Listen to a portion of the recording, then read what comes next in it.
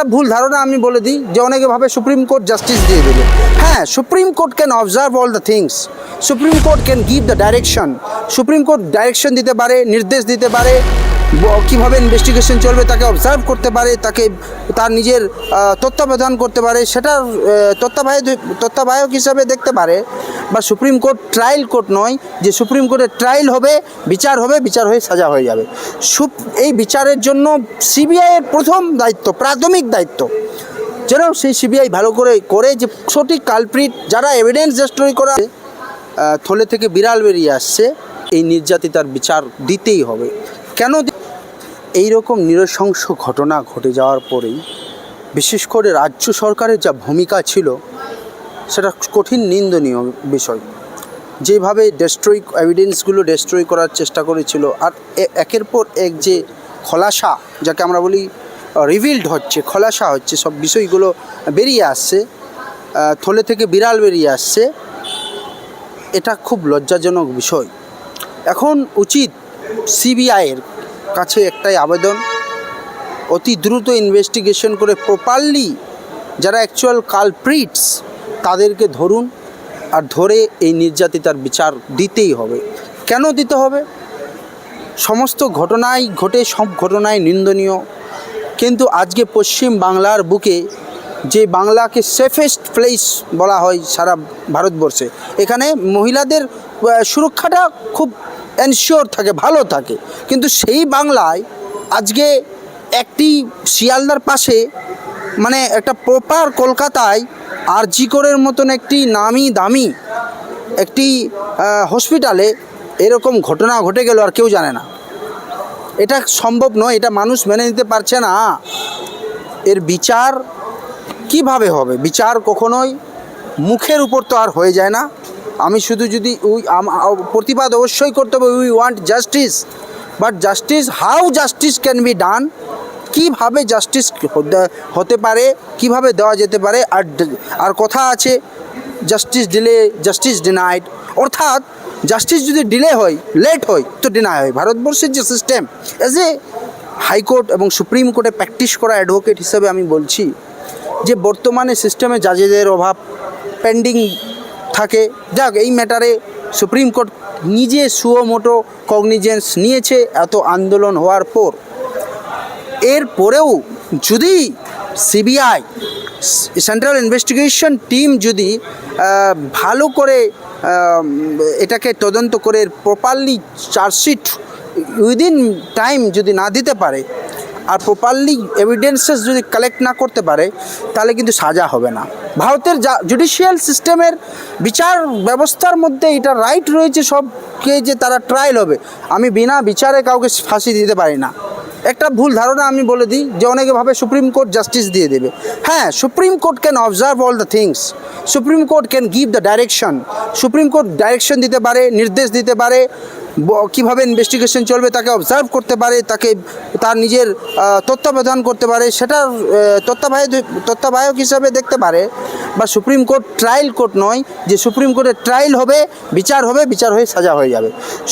এই বিচারের জন্য সিবিআইয়ের প্রথম দায়িত্ব, প্রাথমিক দায়িত্ব যেন সেই সিবিআই ভালো করে যে সঠিক কালপ্রিট যারা এভিডেন্স ডিস্ট্রয় করার চেষ্টা করছেন, যেমন একটা পুলিশ অফিসার, পশ্চিমবঙ্গের পুলিশ অফিসারের তো কোনো ভরসা নেই। ঘুষ, খুন, কিছুদিন আগেই আমি কালকেই মালদা ছিলাম, কালকে যেহেতু ছুটি ছিল একটা প্রোগ্রামে ছিলাম, মালদায় আমি দেখলাম যে ধরমপুর এলাকায় একজন বিরোধীদের কংগ্রেস পার্টির একজন কংগ্রেস নেতাকে ভরা বাজারে বোম দিয়ে মেরে দিয়েছে। তো এই তো চলছে পুলিশি রাজ। This is not a Mamata raj, this is not a public raj, এটা হচ্ছে পুলিশি রাজ। পুলিশ চালাচ্ছে দেশ। এটা আরেকটা ব্রিটিশদের মতন, ব্রিটিশ থেকেও খারাপ অবস্থায় ফিরিয়ে নিয়ে আসা হচ্ছে। তো এইখান থেকে ওর বিচারটা কী করে হবে? এই সমস্ত মানুষের বিচার সবার পাওয়ার, ভারতবর্ষের প্রত্যেকটা মানুষের সমান অধিকার, ভোট সবার সমান, একটা গরিবের ভোট, একটা বড়লোকের ভোট, ভোটের মধ্যে পার্থক্য নেই। সেইখানে বিচারটা সবারই এনশিওর করতে হবে। বিচার ব্যবস্থাকে, সুপ্রিম কোর্টকেও এটা ডাইরেকশন দেওয়া দরকার, এবং ইভেন ইউনিয়ন গভর্নমেন্ট, মোদী সরকারের কাছে আমার আবেদন করজোড়ে আবেদন, আপনি কমপক্ষে জাজেসগুলো যেখানে খালি আছে, হাইকোর্টে দিনের পর দিন মামলা পেন্ডিং থাকছে, মামলা হচ্ছে না। আমরা we are facing as a advocate, we are facing the difficulties. আমরা মক্কেলকে জবাব দিতে হয় আমাদের। সেই জায়গাগুলো কী করে বিচার পাবে? পুলিশের বিরুদ্ধে মামলা, বিচার পেন্ডিং হচ্ছে, একটা জাজের উপর লোড দিয়ে দেওয়া হচ্ছে। তো সবারই বিচার এনশিওর করা হোক। আর বিশেষ করে যখন এত কিছু ঘটনা ঘটলো, এত আন্দোলন হচ্ছে, তবুও যদি এই নির্যাতিতার কালপ্রিটরা সাজা না পায়, মানুষের অন্তর শান্তি হবে না।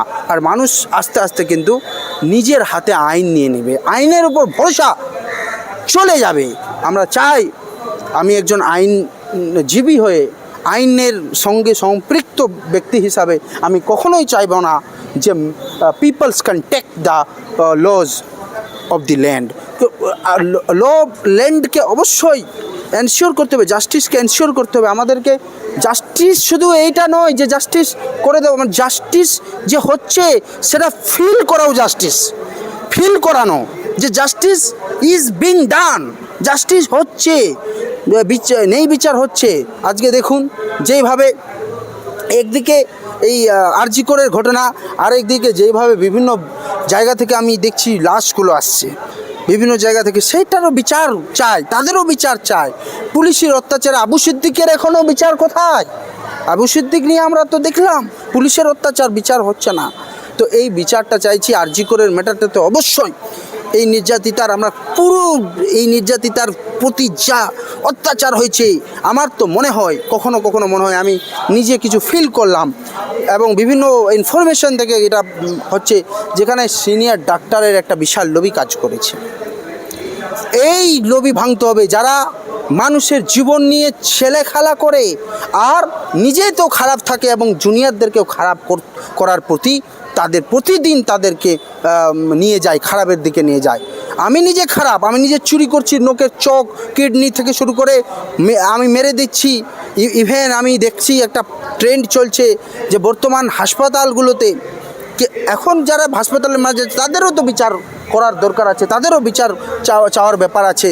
হাসপাতালে অলরেডি বেদেল আছে, ভালো রোগী আছে, রেখে দিচ্ছে, ভালো রোগীকে রেখে দিচ্ছে যেন খারাপ রোগীকে, বেডগুলো খালি না থাকে, খারাপ রোগীকে প্রেশার না পারে। এটাও প্রশাসনকে দেখতে হবে যে মানুষের চিকিৎসা একটা বেসিক রাইট, কি খাবার, একটা খাদ্য, মানুষের বেসিক রাইট, চিকিৎসা বেসিক রাইট, এইগুলো যদি সরকার না এনশিওর করতে পারে, ওই সরকার আর সরকার নয়। সরকার কি, গভর্নমেন্ট কি, by the people for the people, এইটাই তো। তো আপনি পিপলের জন্য করছেন না, মানুষের জন্য করছেন না। মানুষের চিকিৎসা ব্যবস্থা ফ্রি করে দেওয়া উচিত। এই সব জিনিসটা, হসপিটালে দুর্নীতি কেন চলবে?